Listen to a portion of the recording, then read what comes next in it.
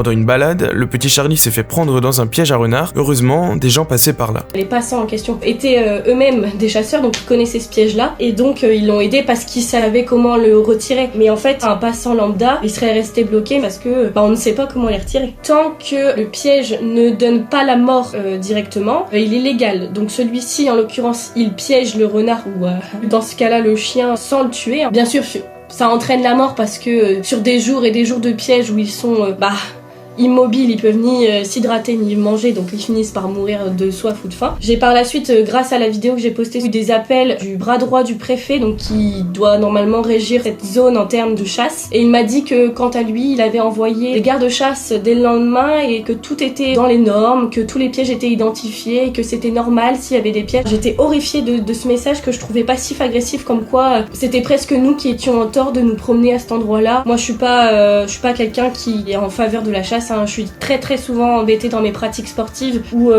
justement dans ce genre de cas avec mon chien, en fait, j'aimerais que ce soit plus régi, qu'on se sente plus en sécurité lors de nos balades parce que se sentir en danger quand on va en milieu naturel, c'est pas normal. Et d'en arriver à ressentir quelque chose de plaisant, à aller faire souffrir un animal, à le faire aller jusqu'à l'agonie, je trouve que c'est pas humain en fait, à mon sens. Je prends la parole avec l'association Futur parce que le cas de mon chien, il doit être isolé, il ne doit pas se reproduire avec ni des animaux pour moi domestiques, ni des animaux sauvages. Mourir dans une agonie par manque d'hydratation ou d'alimentation, c'est de la barbarie. Et pour moi, ça ne doit jamais arriver ce genre de cas. Et la réponse des institutions, pour moi, elle est plus que manquante et encore plus révoltante.